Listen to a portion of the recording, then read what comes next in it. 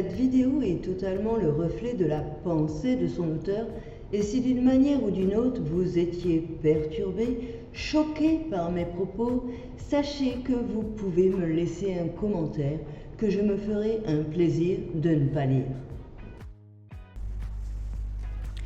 Rapport de purgatoire. C'était à la fin, j'attendais. On m'a reçu enfin, dans une petite pièce digne des séries policières. J'avais l'impression d'être observé. En face de moi, un interlocuteur silencieux, plongé dans la lecture de mon dossier. Mais pourtant, je sentais bien que ce n'était pas une découverte. Il se plongeait pour réfléchir plus que pour lire. On aurait dit qu'il ne savait pas par où il allait commencer. Moi, je le regardais forcément, silencieuse. Quand on est là, tu la fermes, crois-moi bien. Et j'ai levé les yeux par-dessus mes lunettes. Oui, parce que je n'y vois pas très bien de loin. Et sur le rapport, il y avait une note en rouge et en gras. On ne sait pas ce qu'on va en faire. Mes yeux se sont écarquillés et ma bouche pincée d'étonnement. Enfin, d'étonnement, tout relatif quand même. Et là, l'instructeur, il a vu que j'ai vu. Il m'a jeté un regard noir. Et moi, je lui ai dit, à ce point-là? Et il m'a dit oui. Ah bah, quand même, j'ai tué personne. Et là, j'ai bien senti que j'avais dit une connerie. Il a levé les yeux au ciel. Ça a duré un temps vide, silencieux, une éternité. Et de sa voix, je ne saurais dire, enchanteresse, satanique, je ne sais pas. Non, mais tu n'étais pas loin. Tu y as pensé. Tu as même fait des choses terribles qui auraient pu conduire quelqu'un d'autre que toi, à la mort. En tout cas, j'ai baissé les yeux, la tête. Si j'avais pu me cacher dans un trou de souris, j'y serais sûrement allé. Et j'ai acquiescé. J'ai dit, oui, c'est vrai. Il a rajouté, tu n'as pas été une bonne mère. Tu as même été violente avec certains de tes enfants. J'ai acquiescé. J'ai dit, oui, c'est vrai. Tu t'es fait piétiner aussi. Aucun courage.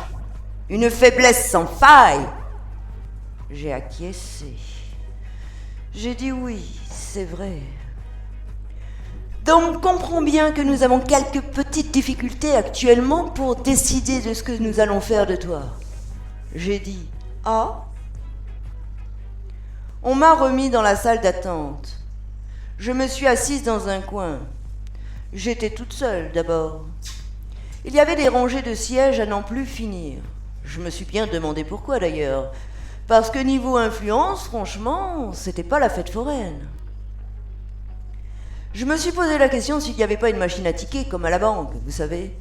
Mais je n'en ai pas vu. J'étais là, toute penaud.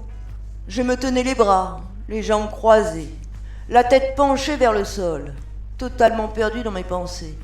Et je pouvais les entendre dans un bruit de fond discuter de mon cas. Dans cette situation, on ne pense pas vraiment à l'intérêt de l'isolation phonique, mais maintenant, avec le recul... Bon, bref, ils étaient deux. Bon, qu'est-ce qu'on fait?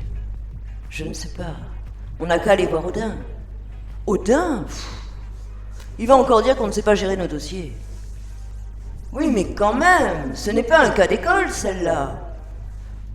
Odin. Quand même, elle a fait bugger la machine. Oui, je sais. Ça fera bientôt 1 an qu'on l'a reliée à cette foutue machine. Oh, pardon, à cette satanée machine. Ah bah c'est pas mieux. Ok, à la machine. Et on ne connaît toujours pas son nom. Oui, c'est vrai. Bon, je crois qu'on n'a pas le choix. Sinon, on peut appeler le diable. Le diable? Et là, le mot a résonné dans mes oreilles. C'est comme si d'un coup, une chose à laquelle je n'avais pas encore pensé depuis venait de me réveiller. Je me suis mise à regarder partout et à chercher une porte de sortie. Bizarrement, il n'y en avait pas. Allez savoir pourquoi. J'ai pris une grande respiration pour me calmer et j'ai essayé d'écouter la suite, sans trembler. Et là, j'ai entendu un bruit, une sorte de bip étrange, Vous voyez un peu comme les machines à l'hôpital quand le cœur s'arrête de battre.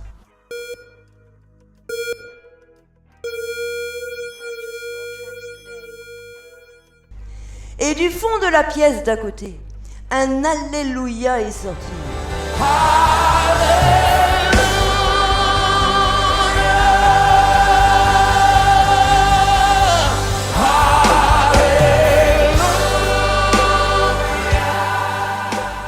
Bon, je n'ai pas tout compris sur le coup, mais en tout cas, tous mes problèmes venaient d'être résolus, parce que j'avais désormais un nom. La machine de tri, la trieuse à conscience, savait désormais qui j'étais. Mais pour moi, ça n'a rien changé. Je n'ai pas vu la différence entre avant et après le bip. Mais en tout cas, dans la pièce d'à côté, c'était le soulagement total. Pas d'Odin, pas de diable. Pour moi aussi, d'un sens. J'ai été reçu à nouveau. Et je m'attendais à changer de prénom ou quelque chose dans le genre. Ou tout du moins d'apprendre quelque chose de pertinent, voire une révélation. Et là, ils me disent quoi ? Bon, on sait désormais qui tu es. Tu es Laure Condec. Et là, d'abord, ma bouche s'est grande ouverte. J'ai dit « Ah bah !» Mais tout le reste de mes pensées est resté dans ma tête. Tout ça pour ça. Je suis relié à une machine depuis 1 an, à me torturer cérébralement, à bouffer mon cerveau, me sortir les vers du nez de tout ce que j'ai fait de mal, des erreurs à mon incapacité à me défendre, mes croyances balayées les unes après les autres, me plonger dans des rêves conscients, me remontrer la réalité du monde, la réalité sur moi-même, pour me dire à la fin que je suis Laure Condec. Mais fallait me le demander dès le départ, je vous l'aurais dit. En tout cas, ils m'ont rien demandé et je n'ai pas pensé à leur dire. Mais tout ça est resté dans ma tête, parce qu'après le « ah bah » est sorti le « et donc ». Et là, j'ai senti qu'il sentait mon agacement. Alors j'ai souri, forcé. Il a pris une grande respiration et a refermé le dossier d'un coup sec. Et là, je me suis réveillée, dans mon lit. 1 an s'était passé, mais dans la réalité, il n'en était rien. J'ai regardé autour de moi, bien évidemment, et me voici. J'en suis là, reparti dans mon circuit. Ce n'est pas facile, le purgatoire. En tout cas, je ne suis pas pressé d'y retourner. Aucune consigne, aucune suite claire. Niveau communication, 0. Comprendra celui qui veut comprendre. C'est moi et puis c'est pas moi. Vous savez, vous ne savez pas.